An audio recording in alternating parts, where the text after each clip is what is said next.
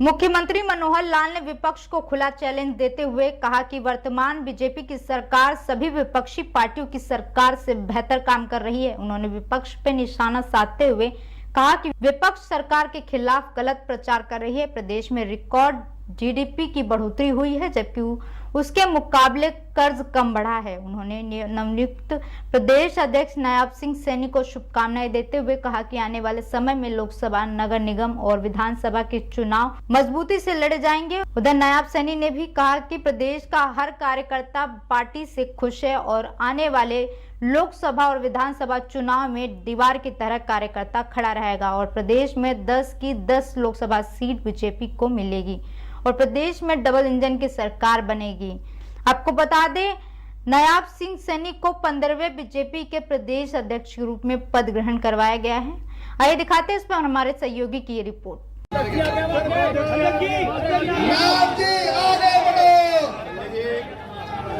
आपको बोलना हम तुम्हारे साथ हैं। नायब जी आगे बढ़ो,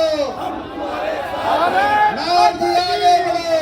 सर्वप्रथम मैं निमंत्रित करता हूँ आदरणीय चौधरी कृष्णपाल गुर्जर जी से, वो आए अपने मुखारबिंद से भाई नायब सैनी जी का अभिनंदन करें।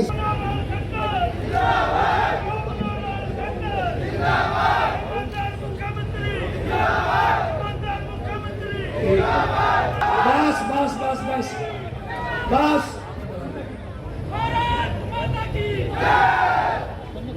स्वागत है भाई, स्वागत है नायब जी का, स्वागत है, स्वागत है भाई, स्वागत है जी का, स्वागत है भाई, स्वागत है,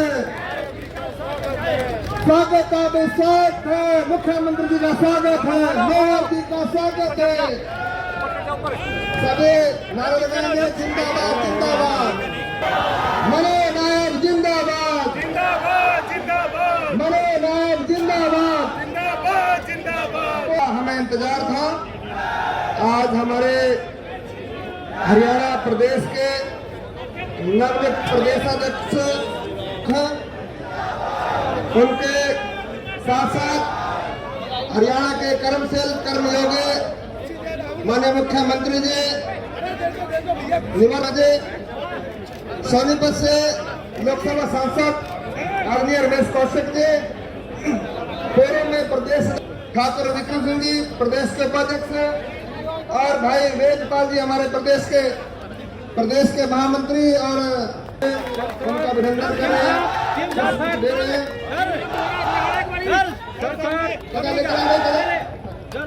ताकत का स्वरूप, शक्ति का स्वरूप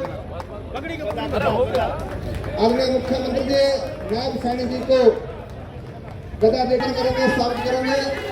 मैं निवेदन करूंगा श्री कृष्णपाल गुर्जर जी से, वो आए नायब सैनी जी को पुष्प देकर के उनका अभिनंदन करेंगे, स्वागत करेंगे। श्री कृष्णपाल गुर्जर जी पुष्प देकर के नायब सैनी जी को। अच्छा मुख्यमंत्री महोदय, जिस तरह से नायब सिंह सैनी को प्रदेश अध्यक्ष नायब सिंह सैनी को प्रदेश अध्यक्ष बनाया गया, इनके चलते जैसे देश के अंदर ओबीसी का एक मुद्दा चल रहा है, कांग्रेस कहती है कि इनकी नेग्लिजेंसी हो रही है, ओबीसी का ध्यान नहीं दिया जा रहा, तो कितना इम्पैक्ट जाएगा हरियाणा के अंदर?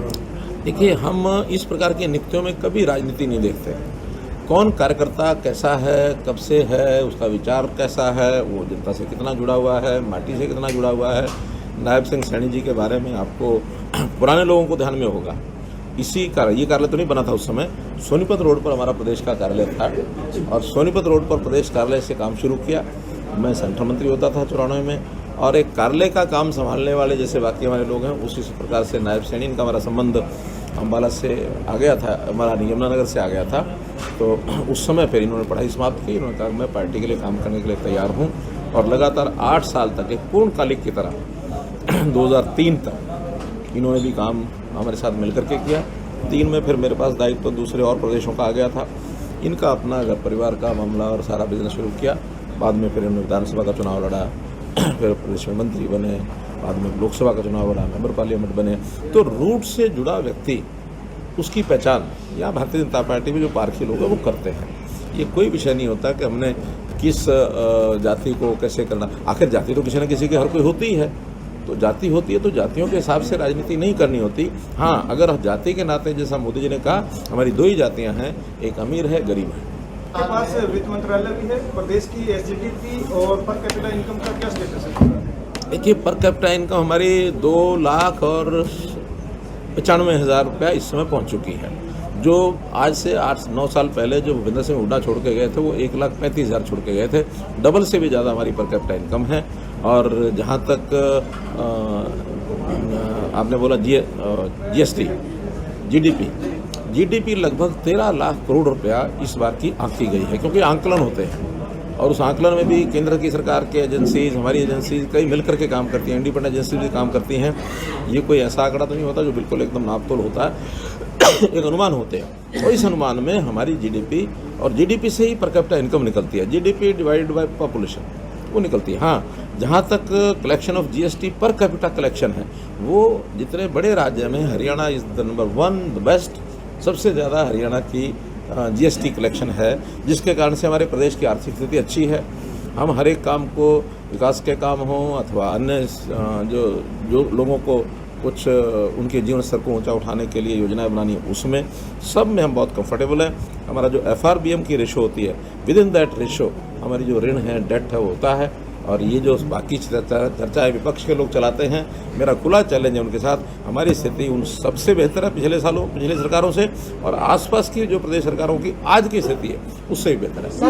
हरियाणा दिवस पर मैं आपके माध्यम से पूरी हरियाणा की जनता को बहुत बहुत बधाई देता हूँ, शुभकामना देता हूँ। ये 2023 1966 में बना था, तो कुल मिला के 34 और 23 67 वर्ष हो गए हरियाणा को बने हुए। तो इस 67वें हरियाणा दिवस के अवसर, इसकी पूर्व संध्या पर आपके माध्यम से हरियाणा की जनता को ऐसी चीजें मानते हैं जो आप करेंगे? ये देखिए, क्योंकि भारतीय जनता पार्टी में एक टीम वर्क है और उस टीम वर्क के तहत बैठ करके जो निर्णय होंगे, उस निर्णय के आधार के ऊपर सबका साथ, जो आदरणीय प्रधानमंत्री जी का एक मंत्र हमें दिया है, सबका साथ, सबका विकास, सबका प्रयास और सबका विश्वास, उसको लेकर के हम जानते हैं कि कुछ कमी रह गई है जिसे आप? कोई कमी नहीं रही। धनखड़ जी ने जबरदस्त तरीके से संगठन को आगे बढ़ाया है। आज संगठन ने उसकी चाबी दी है। अब हम संगठन आदरणीय धनखड़ जी का सहयोग लेकर के इसको और आगे बढ़ाने का काम करेंगे। ये सतत प्रक्रिया चलती है। अच्छा, जिस तरह से आने वाले चुनाव के लिए क्या चुनौतियां मानते हैं? क्या आप मानते हैं प्रदेश में एंटी इनकम्बेंसी है? कोई एंटी इनकम्बेंसी नहीं है।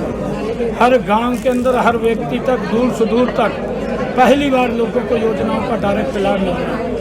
एंटी इनकम्बेंसी अगर कहीं है तो विपक्ष के अंदर है। विपक्ष में एंटी इनकम्बेंसी है, जनता में एंटी इनकम्बेंसी नहीं है। सैनी साहब, हमेशा आपका कार्यकर्ता मायूस रहता है, गाहे बगाए ये कहता है कि उनकी कहीं सरकार में कोई सुनवाई नहीं होती है। आपके सामने कोई कार्यकर्ता मायूस नहीं है। हजारों की संख्या के अंदर आज कार्यकर्ता यहाँ पहुँचा, लाखों की संख्या के अंदर कार्यकर्ता पूरे प्रदेश के अंदर बैठा है। हर कार्यकर्ता के अंदर बड़ा उत्साह है और 2024 के अंदर पूरा कार्यकर्ता एकजुट होकर के, एक मुश्त होकर के कांग्रेस के दुष्प्रचार के प्रति दीवार बनकर के खड़ा होकर के नरेंद्र मोदी जी को 10 की 10 लोकसभा की सीटें हरियाणा में डबल इंजन की सरकार बनाने का काम